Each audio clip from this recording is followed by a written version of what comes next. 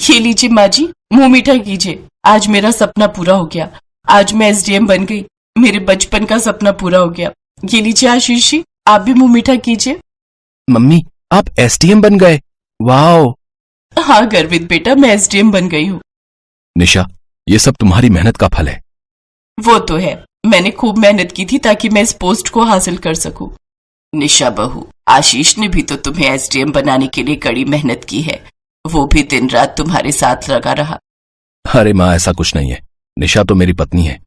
मैं इसके लिए ये सब नहीं करता तो फिर किसके लिए करता? निशा और मैंने 7 फेरे लेकर इस रिश्ते को निभाने का वादा लिया था। आज निशा को उसका मुकाम मिल गया। बस मेरे लिए यही खुशी की बात है। मुझे कल सुबह ही अपनी नौकरी पर निकलना है और आप पीछे से गर्वित का ध्यान रखेंगे ना? गर्वित का स्कूल, उसकी ट्यूशन, सब कुछ है। अरे तुम चिंता मत करो, मैं हूं, माँ है, हम सब संभाल लेंगे। और अब तो वैसे भी हमारा गर्वित बेटा बड़ा हो गया है, वो बहुत समझदार है। आप जाओ मम्मी, मैं पापा और दादी के साथ रुक जाऊंगा। और आप टेंशन मत लो, मैं पापा और दादी का ख्याल अच्छे से रखूंगा। अच्छा बच्चू, अब तुम हमारा ख्याल रखोगे, ये भी बढ़िया है। अब तुम बड़े हो गए हो। आज से 7 साल पहले आशीष और निशा की शादी हुई थी। आशीष एक सफाई कर्मचारी की नौकरी करता है। निशा के पिता सब्जी का ठेला लगाते हैं। उसी पर उनका पूरा परिवार निर्भर है। जिस वक्त निशा की आशीष के साथ शादी हुई थी, उस वक्त निशा ग्रेजुएशन की पढ़ाई कर रही थी। शादी के बाद निशा ने ग्रेजुएशन कंप्लीट किया। निशा पढ़ने में बहुत होशियार थी। शादी के बाद निशा ने अपनी एसडीएम बनने की इच्छा जब आशीष के सामने रखी तो आशीष ने भी अपनी पत्नी का पूरा सहयोग दिया। बेटे गर्वित के होने के 6 महीने बाद ही निशा ने एसडीएम की पढ़ाई शुरू कर दी और उसके अच्छे अंक आए, जिसके चलते उसने डिग्री ले ली और उसकी एक अच्छी पोस्ट पर नौकरी लग गई। निशा अपनी नौकरी के लिए लखनऊ आ जाती है। लखनऊ आकर निशा अपनी नौकरी में व्यस्त हो गई। उधर आशीष भी अपनी नौकरी के साथ साथ घर और बच्चे की जिम्मेदारी संभाल रहा था। शुरू में निशा फ्री होते ही फोन पर बात करती थी, पर कुछ दिनों से निशा आशीष का फोन नहीं उठा रही थी। बस उसे मैसेज कर दिया था कि वो काम में बिजी है। इसलिए आशीष ने सोचा कि एक बार खुद ही जाकर निशा से मिलाएगा।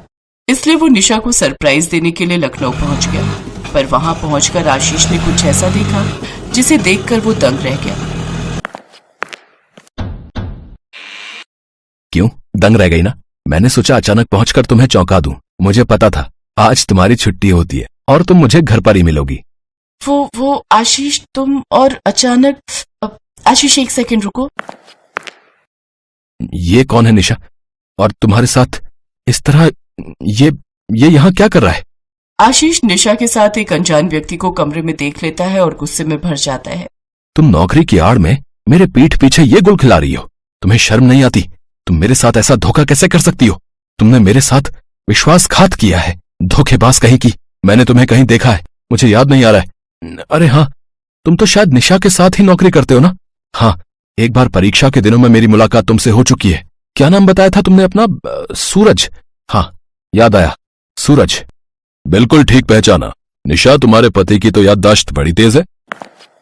ओए सुन, तू एक मामूली सफाई कर्मचारी है और सूरज मेरी तरह पढ़ा लिखा एक अच्छी पोस्ट पर नौकरी करने वाला इंसान है। अरे तेरी पत्नी बनकर रहना मेरी मजबूरी थी। मैं तो सिर्फ तेरा फायदा उठा रही थी कि तू मेरे ऊपर पैसा खर्च करे और मुझे एसडीएम की डिग्री मिल जाए। अब मैं तेरे साथ नहीं रहना चाहती, चला जाए यहाँ से। और मेरा तेरे से कोई नाता नहीं है, वरना ज्यादा चूचा पड़गी तो तू जानता नहीं है कि हम तेरे साथ क्या कर सकते हैं। तुम इतना बदल जाओगी निशा, ये मैंने कभी नहीं सोचा था। तुम अपनी शादीशुदा जिंदगी और अपने बच्चे को कैसे भूल सकती हो? गर्वित तुमसे मिलने के लिए जिद कर रहा है। मैंने उसे कहा था कि कुछ दिनों के लिए तुम घर आकर रहोगी, इसलिए वो घर पर तुम्हारा इंतजार कर रहा है। मेरा तुमसे और उस बच्चे से कोई मतलब नहीं है। मुझे तुमसे छुटकारा चाहिए, बस अभी कभी यहाँ से निकल जाओ। सुन लिया ना तूने? निशा ने क्या बोला? चल जा यहाँ से, चल निकल। बड़ा आया निशा का पति बनने। अरे उसके लायक ही नहीं है तू। आशीष की आंखों में आंसू थे। जिस निशा को उसने लखनऊ नौकरी करने के लिए भेजा था, वो इतनी बदल जाएगी उसने कभी नहीं सोचा था। आशीष ने अपनी सारी आपबीती घर में बताई। आशीष को दुख इस बात का था कि निशा ने उसके साथ जो विश्वासघात किया, उससे उसका पूरा परिवार बर्बाद हो गया। अपनी पत्नी के सपनों को पूरा करने की इतनी बड़ी सजा आशीष को मिलेगी, ये उसने कभी नहीं सोचा था। निशा ने अपने पति की अच्छाई को नहीं समझा और एक अनजान रिश्ते को अपना बना लिया। निशा ने पति पत्नी के पवित्र रिश्ते का अपमान किया था। इसलिए अब आशीष पूरी तरह से जानता था कि अब इस रिश्ते का कोई महत्व नहीं है।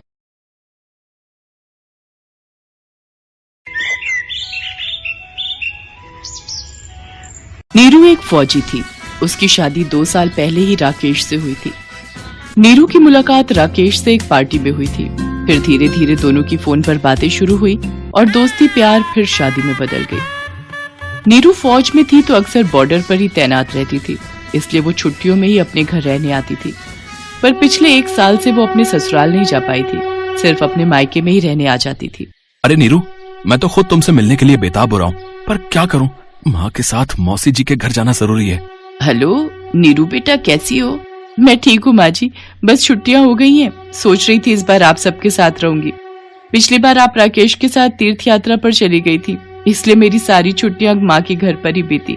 क्या करे बेटा, सरिता दीदी का बहुत भारी एक्सीडेंट हो गया था, हमें कुछ दिन वहीं रहना होगा। उनका हमारे सिवा कोई नहीं। तुम इस बार माँ के घर रह लो, फिर बीच में जब तुम दोबारा छुट्टियों में आओगी ना, तब हम मिलकर कहीं घूमने चलेंगे। ठीक है माँ जी, मैं माँ के घर चली जाऊंगी। नीरू इस बार भी छुट्टियों में अपनी माँ के घर रहने आ जाती है। नीरू, पिछले 1 साल से तू अपने पति और सास से नहीं मिली, पता नहीं घबराहट होती है। सब ठीक हो तेरे साथ? माँ, तुम किस चिंता में पड़ गई? अभी कुछ देर पहले ही तो मेरी राकेश जी से और माँ जी से बात हुई है। वीडियो कॉलिंग की थी उन्होंने। वो मौसी जी के साथ हॉस्पिटल में थे, वहाँ नेटवर्क नहीं आते, इसलिए रोड पर आकर बात कर रहे थे। भगवान करे सब ठीक ही हो। माँ, क्या बात है, रूपा आजकल दिखाई नहीं दे रही? उसके घर के बाहर भी ताला लगा हुआ है। कोई कह रहा था रूपा ने दिल्ली में किसी बड़े रईस से शादी कर ली है और उसके माता पिता भी यहाँ नहीं रहते, वो भी रूपा के साथ दिल्ली में रहते हैं। अच्छा, रूपा ने शादी कर ली और मुझे बताया तक नहीं। चलो, हो सकता है जल्दी में शादी कर ली होगी। कोई नहीं, अच्छा है। माँ, मैं सोच रही थी तुम और मैं बाजार चलते हैं, कुछ जरूरी सामान खरीद कर लाना है। नीरू अपनी माँ के साथ बाजार चली जाती है। बाजार में एक अपाहिज लड़की किसी पत्थर से ठोकर खाकर गिर जाती है और उसके हाथ से सामान की थैली गिर जाती है। अरे संभाल कर बहन, रुको, मैं तुम्हारा सामान उठा देती हूँ। शुक्रिया बहन, तुम्हारे पैर में तो चोट लग गई है। आओ मैं तुम्हें घर छोड़ देती हूँ। नीरू, तू इस बच्ची को घर छोड़ कर आ, मैं घर चली जाती हूँ। ठीक है माँ, आज के जमाने में इतने भले लोग कहाँ मिलते हैं जो किसी की मदद करें।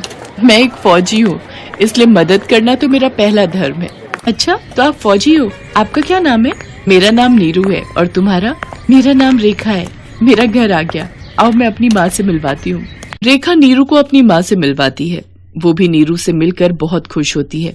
बहुत ही भले लोग हैं, माँ और बेटा दोनों ने मेरी रेखा को पसंद किया। लड़का तो इतना शरीफ है कि पूछो मत, और रेखा हमारी इकलौती औलाद है। इसके पापा और मैं चाहते हैं कि इसकी शादी धूमधाम से करें। हमारे पास भी पैसों की कोई कमी नहीं है, हमारे पास सब कुछ हमारी रेखा का ही है। सचमुच बहुत नेक दिल हैं वो लोग। फिर तो मैं तुम्हारे होने वाले पति की फोटो देखना चाहूंगी। हाँ रुको, मैं अपनी सगाई की एल्बम लेकर आती हूँ। रेखा अपनी सगाई की एल्बम लेकर आती है। ये है मेरे पति अशोक जी और ये मेरी सास। राकेश, तुम्हारा होने वाला पति? ये कैसे हो सकता है? ये अशोक नहीं, मेरे पति राकेश हैं। क्या ये तुम क्या कह रही हो? मैं सच कह रही हूँ। मेरा दिमाग कुछ काम नहीं कर रहा, सब कुछ गड़बड़ है। मेरे ससुराल वाले मेरे से धोखा कर रहे हैं। मेरे होते हुए राकेश अशोक बनकर तुमसे दूसरी शादी कर रहा है। बेटी, अब हम क्या करें? अगले हफ्ते रेखा की शादी है। मैं तो कहता हूँ उन माँ बेटों को पुलिस के हवाले कर दो। हमारी बेटी के साथ उन्होंने गलत किया है। नहीं, हम राकेश और उसकी माँ को रंगे हाथ पकड़ेंगे। बस आपको मेरा साथ देना होगा। मैं नहीं चाहती कि मेरा घर बर्बाद हुआ है तो किसी और का भी हो। नीरू की आंखों में आंसू तो थे, पर एक फौजी थी, अपने दुख को मन में दबाना जानती थी। नीरू अपनी आंखों से आंसू टपकने नहीं देती। उसे तो बस उन धोखेबाज माँ बेटों को पकड़ना था। शादी का मंडप सज चुका था। रेखा दुल्हन बनी अशोक और उसकी माँ का इंतजार कर रही थी। नीरू राकेश को फोन मिलाती है। राकेश, कहाँ पर हो? मैंने सोचा मेरी छुट्टी खत्म हो रही है तो एक बार अगर हम मिल लेते। क्या आप लौट आए हो? अरे कहाँ नीरू, मुझे तो सच में खुद बुरा लग रहा है। मौसी जी की हालत में कोई सुधार नहीं है। माँ और मैं सारा दिन उनके साथ हॉस्पिटल में ही रहते हैं। तुम समझ सकती हो ना? हाँ, मैं सब समझ गई। ठीक है, मैं रखती हूँ। नीरू से झूठ बोलकर दोनों माँ बेटे तैयार होकर बारात के साथ रेखा के घर पहुँचते हैं। रूपा भी उनके साथ थी। नीरू चोरी छुपे सब देख रही थी। रेखा के माता पिता उसे मंडप में लाते हैं। बहन जी, वो गहनों के डिब्बे और नगद रुपए सब तैयार है ना?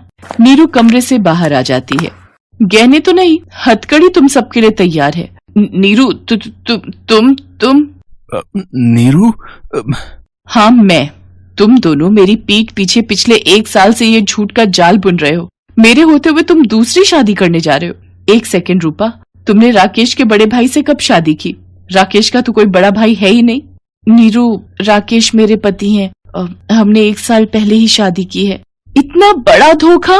नीरू मैडम, इन सबसे कैसे सच्चाई उगलवानी है ये हम अच्छी तरह से जानते हैं। आप इन्हें हमारे हवाले कर दो। राकेश और उसकी माँ को पुलिस हिरासत में ले लेती है और सच्चाई सामने आती है। नीरू, तुम बॉर्डर पर रहती थी, रूपा घर आया जाया करती थी, इसीलिए रूपा और मेरे बीच रिश्ते बन गए और हमने शादी कर ली। पर हमें अमीर बनना था, इसलिए हमने रेखा को फंसाया ताकि उसे मारकर हम उसकी सारी जायदाद लेकर यहाँ से फरार हो जाएंगे। पर हमें नहीं पता था कि तुम्हारी मुलाकात हमसे होगी और हम पकड़े जाएंगे। नीरू रूपा को कस के जोरदार चांटा लगाती है। उसकी अपनी सहेली ने ही उसके साथ धोखा किया था। पुलिस राकेश, उसकी माँ और रूपा को धोखाधड़ी करने के इल्जाम में सजा सुनाती है। नीरू एक फौजी थी, उसने जुल्म सहना नहीं सीखा था। वो तो जुल्म के खिलाफ लड़ना जानती थी और उसने वही किया। उसने धोखेबाजों को सजा दिलवा दी। उसके कारण रेखा की जिंदगी बर्बाद होने से बच गई। नीरू अपने माता पिता से विदा लेकर वापस ड्यूटी पर चली जाती है और अपना पूरा जीवन देश की सेवा में न्योछावर कर देती है। Best buddies. Hello friends, thanks for watching this video. अगर आपको ये वीडियो पसंद आया है तो प्लीज लाइक, सब्सक्राइब, कमेंट्स करें इस वीडियो पर और हाँ, शेयर करना भी ना भूलें। और भी मजेदार वीडियो देखने के लिए नीचे दिए गए बेल आइकॉन को दबाएं। देखते रहिए बेस्ट बडीज।